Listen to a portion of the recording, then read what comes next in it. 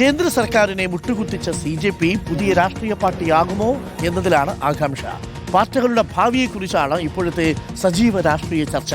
യുവാക്കൾക്കും വിദ്യാർത്ഥികൾക്കും ഒപ്പം തുടരുമെന്ന നിലപാടിലാണ് CJP. നിലവിലെ വാഗ്ദാനങ്ങൾ ഉറപ്പാക്കുകയാണ് CJPയുടെ അടുത്ത ലക്ഷ്യം. അഭിജിത് ദീപ്കയുടെ നീക്കങ്ങൾ ജിൻസി ഉറ്റുനോക്കുന്നുണ്ട്. സജു ദേവസ്യയുണ്ട് കൂടുതൽ വിവരങ്ങളുമായി. സജു ദേവസ്യ, ഒരു അപമാന പരാമർശത്തിൽ നിന്ന് അല്ലെങ്കിൽ ഒരു എന്താ പറയുക അപ്രിയ പരാമർശത്തിൽ നിന്ന് ഉയർത്തു വന്നതാണ് കോക്രോച്ച് ജനതാ പാർട്ടി. പക്ഷേ അവരുടെ ആവശ്യങ്ങൾ തെരുവിലുണ്ടായിരുന്നു എന്നതാണ് യാഥാർത്ഥ്യം. ആവശ്യങ്ങൾ അവർ കണ്ടറിഞ്ഞു. അത് ചെറുപ്പക്കാരെ യഥാർത്ഥത്തിൽ പ്രചോദിപ്പിച്ചു. അങ്ങനെ അവരെല്ലാവരും CJP ആയി കോക്രോച്ചായിട്ട് മാറാൻ തീരുമാനിച്ചു. പക്ഷേ ഇപ്പോൾ നേടിയ വിജയം ഒരു രാഷ്ട്രീയ പാർട്ടിയായിട്ട് മാറാനുള്ള കരുത്തും ധൈര്യവും CJPക്ക് നൽകുമെന്ന് തോന്നുന്നുണ്ടോ?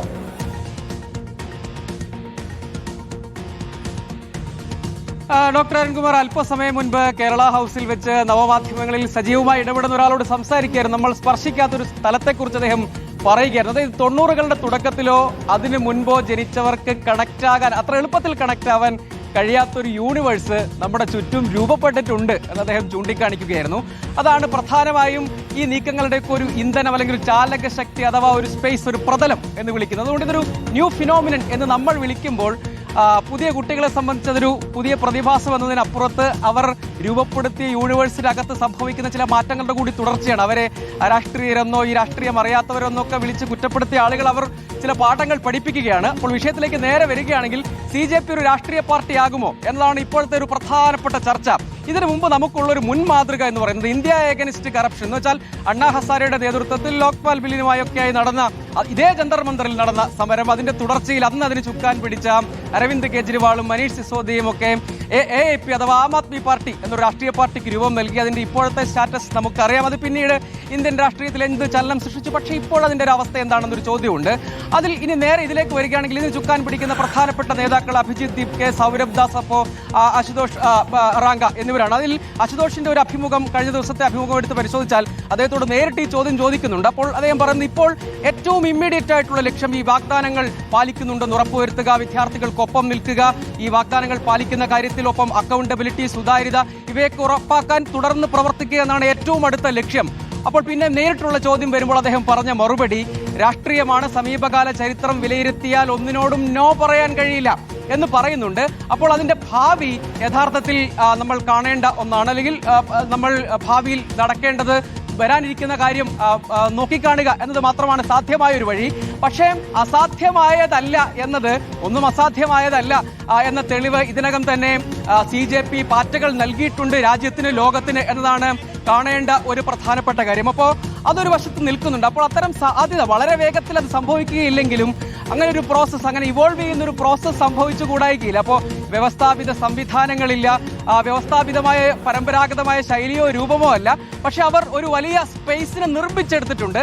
അതിനെ ഇനി ക്രമാനുഗതമായി ഇവോൾവ് ചെയ്യുന്ന ഒരു പ്രോസസ്സായി കാണാനാണ് താല്പര്യം എന്നാണ് ഇതുമായി അസോസിയേറ്റ് ചെയ്ത് നിൽക്കുന്ന മിക്കവാറും ആളുകൾ പറഞ്ഞ ഒരു കാര്യം. അതായത് ഇതിങ്ങനെ ഇനി ഇവോൾവ് ചെയ്ത് വരണം പുതിയ രൂപത്തിൽ, ഭാവത്തിൽ.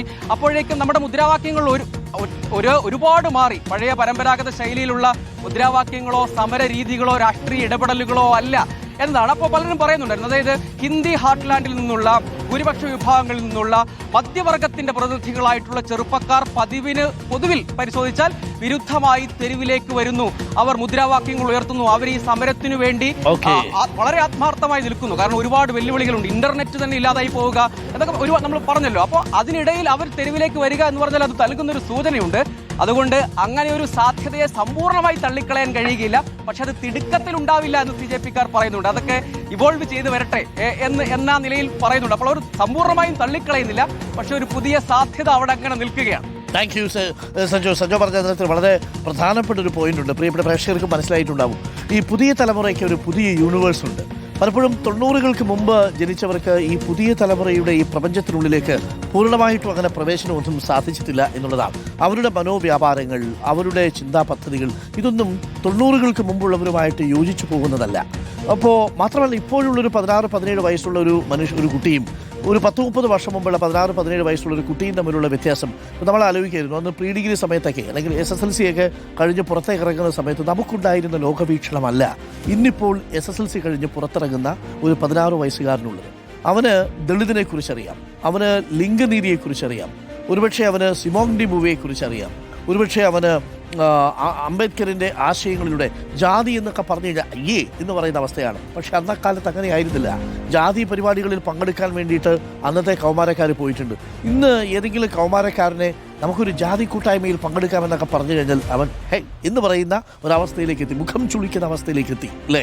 അപ്പോൾ പുതിയൊരു സാമൂഹിക വ്യവസ്ഥയും പുതിയൊരു പ്രപഞ്ചവുമൊക്കെ പുതിയ തലമുറയെ രൂപപ്പെടുത്തിയെടുക്കുന്നു എന്നുള്ളതാണ്. ആ പ്രപഞ്ചത്തെ മനസ്സിലാക്കാൻ പറ്റിയില്ലെങ്കിൽ പരമ്പരാഗത പാർട്ടികളും നേതാക്കന്മാരും പ്രസ്ഥാനവും എല്ലാം കാലയവനികയ്ക്കുള്ളിലേക്ക് മറയും. പുതിയ തലമുറകളും ആ തലമുറയ്ക്ക് പറ്റിയ നേതാക്കളും ഉടലെടുക്കുക തന്നെ ചെയ്യും. ഞാൻ എപ്പോഴും പറയുന്നൊരു കാര്യമുണ്ട്, അരിസ്റ്റോട്ടലിനേക്കാൾ ബെറ്റർ ഇൻഫോംഡ് ആണ് ഞാൻ. കാര്യം അരിസ്റ്റോട്ടിൽ ഇന്ത്യ എന്ന രാജ്യത്തെക്കുറിച്ച് എത്രമാത്രം ധാരണയുണ്ടായിരുന്നു? ഒരു ധാരണയുണ്ടായിരുന്നില്ല. കാരണം ഇന്ത്യ കണ്ടെത്തുന്ന സമയത്ത് അരിസ്റ്റോട്ടിൽ ഉണ്ടായിരുന്നില്ല. നമ്മുടെ നാട്ടിലുള്ള അല്ലെങ്കിൽ ജാതി വ്യവസ്ഥയെക്കുറിച്ച് അരിസ്റ്റോട്ടിലിന് അന്നുണ്ടായിരുന്നത് ഒരു സ്ലേവറിയെക്കുറിച്ചും മാസ്റ്റേഴ്സിനെ കുറിച്ചുമുള്ള ധാരണയായിരുന്നു, പൗരന്മാരെക്കുറിച്ചുള്ള ധാരണയായിരുന്നു. പക്ഷേ ഇന്ന് നമ്മൾ കാണുന്ന അവസ്ഥയിൽ നിന്ന് ഒരുപാട് വ്യത്യസ്തമായിരുന്നു അന്നത്തെ പഴയ ഏഥൻസും സ്പാർട്ടയും ഒക്കെ.